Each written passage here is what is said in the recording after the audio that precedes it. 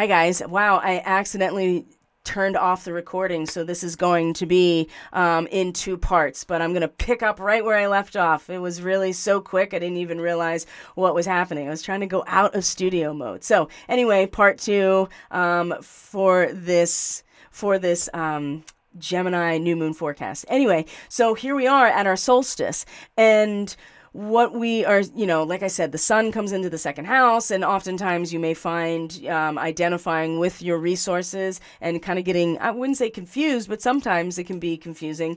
But also, too, when you are with the sun coming into Cancer, right, identifying with the oyster, which kind of also leads one to be invested and identified with the oyster itself, taking care of it, taking care of the world around you, seeing it as family, being a guardian, right?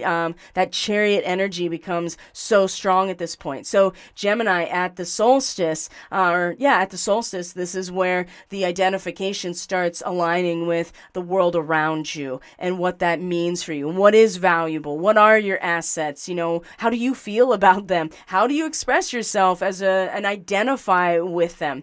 This is all part of Cancer season. So at this point, Lilith has moved back into your first house. So they kind of cross these paths here. Mercury is well into your first house at this point. And in fact is about to reach the point of the new moon itself. So there'll be another kind of activation of Aldebaran and Archangel Michael with Mercury. So that's going to be really powerful, right leading up to the solstice as well. And when you have Mercury in the first house, Gemini notwithstanding, I mean, the mind is really starting to make connections about the why of who, right? Who you are and why, and not being satisfied with just being like, well, that's just what it is. So there's also going to be a lot of mental activity, and Gemini stepping into a much more of a mercurial, hermetic, or magician-like role as well in their life. So what else has happened leading up to this point? We have our full moon. So Mars is conjunct Chiron at this point, and the moon in Capricorn is in square to Chiron and Mars. This is on the 15th, and then the sun comes into a trine with Saturn and square Neptune. That's very interesting as well, and I want to actually bring that up as we end the third quarter moon, right, with the moon in Pisces. So Gemini. Leading up to the solstice, the sun will have been in a trine to a retrograde Saturn. So late Gemini to trine to late Aquarius. And late Gemini, again, Orion nature. And the balance here in terms of what it is that your belief, does your belief system, whatever that belief system is, it doesn't matter what it is, your understanding, your belief system, your philosophy, the big picture, right? And the pattern of meaning that really influences your contribution to society, right? What is it? As Saturn is now kind of, almost, is it going to collapse in under its own density and weight, or is it going to be able to establish this internalized, like, black hole nature here? It's going to be by identifying with the most essential archetypal nature of who you are. If you're able to do that and identify through that with the sun in Gemini, then this trine is, I think, going to allow for this really kind of like, just imagine if the gravity all of a sudden got even stronger here on Earth. We'd all be like pushed down. This is what I feel like is going to be happening for Gemini with Saturn in retrograde in your ninth house. And so when all the other things are getting stripped away, and vice versa, it's forcing all of these unnecessary extraneous aspects of who you are. It's just stripping them away, just like in that image of the thumbnail or the photography at the beginning. All of those trees were bare. This is this trine before the solstice, really important, because you want to be able to step into the solstice time with only that which you want to take with you in terms of your identity, right? And yes, it's going to be kind of bearing down in terms of belief systems, but in the end, it's really going to do exactly what it's meant to do, which is strip away all the unnecessary shit and establish really where the strength is. It's like a diamond being created under the pressure, okay? And in fact, that's a really good analogy for where this North Node is in Taurus, right? The idea that it's the pressure and the time that creates the value of a diamond, and we just acknowledge it, So at the same time that this trine is happening, there's a square with Neptune. So we haven't really been talking about Neptune too much. It's going to station retrograde very, very soon. But this square in the meantime leading up to it is also at the same time that the sun is in a trine, right? In a trine, what is that? 120-degree angle. It's a foundational, supportive, harmonious connection. Two earth signs linking up. But the square, a mutable square, at the same time, the challenge is going to be Neptune that appears to be, you don't have to give it all up. You don't have to strip down. It's just a matter of just aligning yourself in the direction you want to be going instead of pulling all of these extraneous identity aspects away. Neptune is like, no, don't get rid of any of it. You just want to renegotiate, just like kind of reform. We're malleable. This is a mutable square. So that's also interesting considering that Neptune is about to station retrograde. And so, and it's a square, so it'll be a challenge, and it'll kind of encourage people to be more fluid about their Gemini, especially about your identity and how you identify and the means in which you sustain yourself and your subjective experience by, just down to the brass tacks of this and that. And Neptune is like, it's all of it, baby. It's all of it. And it doesn't mean that it's all of it all the time. And eventually you do come into a new seed point, but that doesn't require necessarily to give everything up. I think that's going to be very challenging as your belief systems are like squashing everything out of the sides. It's a very interesting analogy, but that's just what it feels like. So that happens leading up to the solstice, right? And then, so the 14th was the full moon. We have the, and Mercury is in Gemini at this point. We have Mars and Chiron conjunct, right? We've talked about where Chiron is. This is Andromeda, Starseed activation. Mars meeting it is either going to reinforce the bully nature. It's going to also, and what is a bully but someone who is very much in pain, acting out in order to bypass their own pain by passing it on. That's going to be a strong one. Or it's going to have the courage to really face the disappointment of letting go of that identity based on everything built up on it and actually letting it go. That's a really strong potential as well. And then, like I said, Sun trine Saturn. And Venus will meet the North Node and also square Saturn as she's coming into conjunction with the Pleiades. Oh, Venus coming into conjunction with the Pleiades at this point and Algol at the same time. So but it will be in a square to Saturn again because this sense of just adjusting, right? To just adjust or to just fill in the role, right? To just be in communion with the natural resonance is going to be those two in a square to each other are going to, especially both of them in territories that they rule, right? Because as far as she's concerned, she's like, this is my castle, right? She's that queen of keys. This is mine.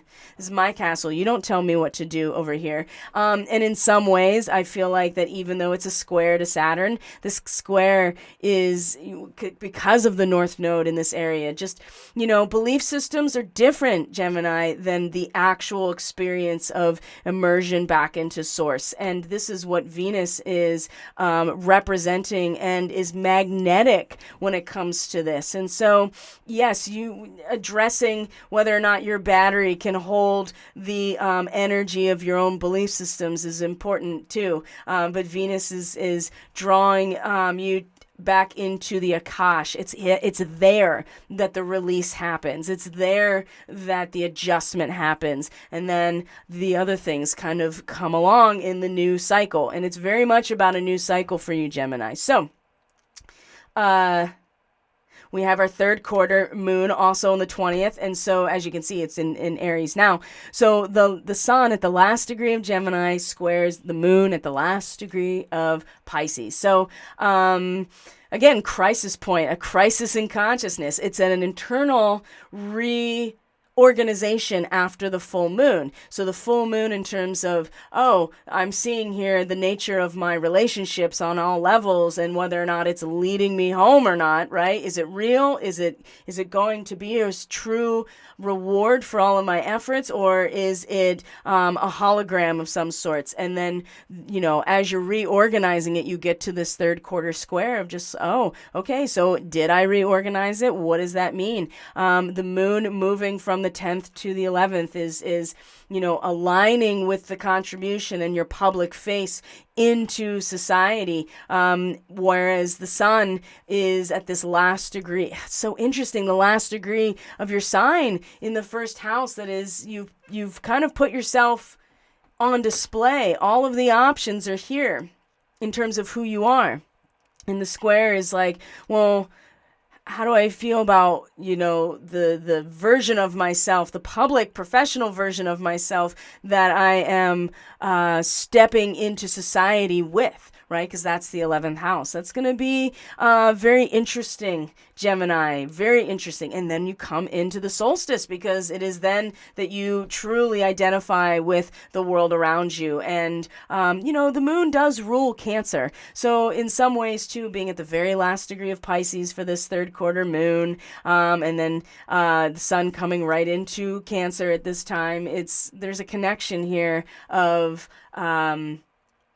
I would say, what has already transpired in terms of your professional life, your career, your mission, and whether or not you want to identify with that publicly and professionally as you step forward. Ooh, this is very interesting.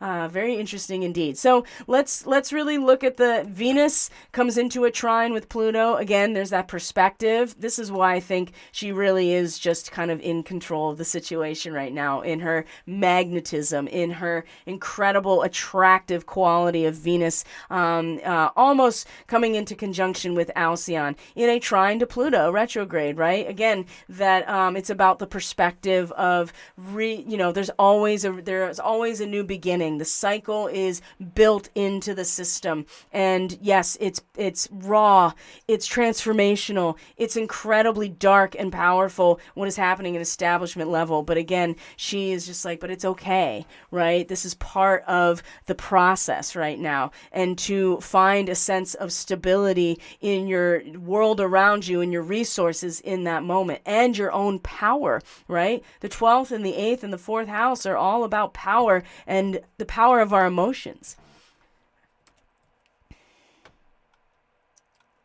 Venus comes into Gemini after this, and there's not a whole lot in terms of really big transits until we are, ending this lunar cycle. So I'll bring that up for you, because it's really, we have the solstice, and then we have a week of kind of minor stuff. We look at where the moon is and stuff like that.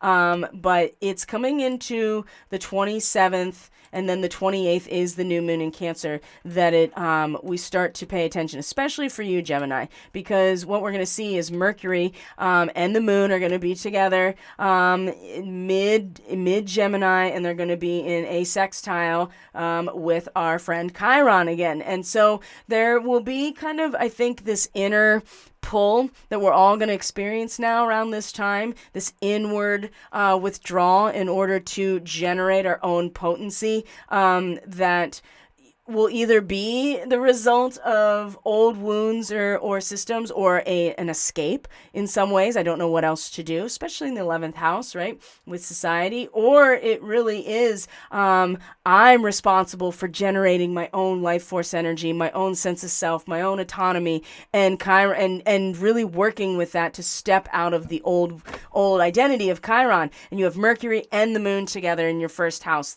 to really help establish that. I think that's really important as we are finishing out your lunar cycle, Gemini, your new moon lunar cycle. And again, we're looking at Rigel, Mercury and the moon at 17 degrees Gemini. This is Rigel. This is Orion. 17 degrees Aries is Tau Ceti. This is in Cetus, the whale. This is another starseed activation, dual starseed activation.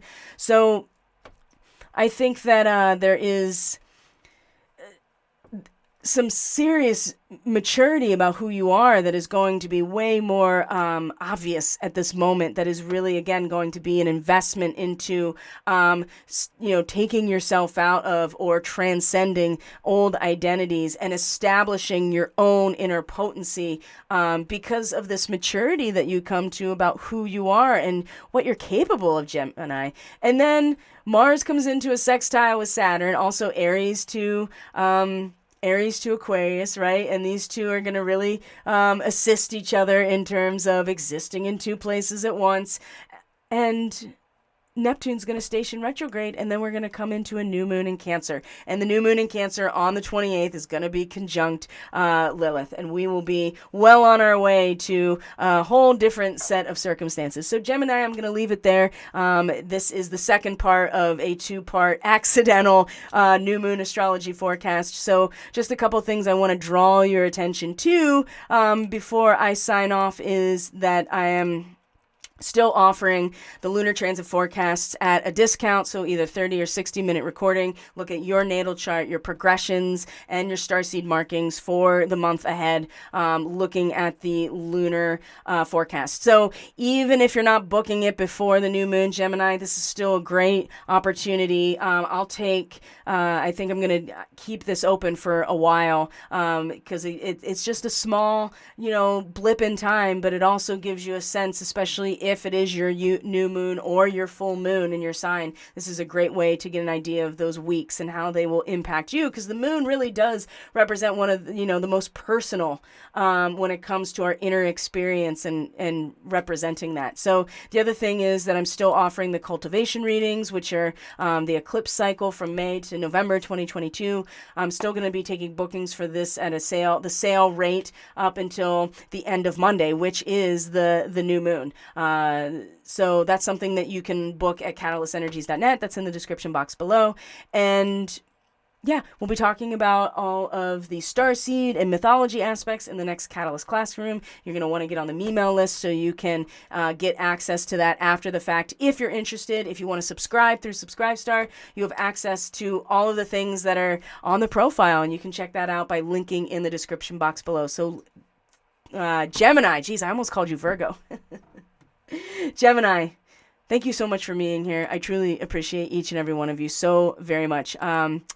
Take care of yourself. Have a great new moon, Gemini. I'm excited for you to come out of your shell in this next session, in this next lunar cycle, coming into Gemini season. And I look forward to seeing you on the other side of this new moon. Take care of yourselves. Bye.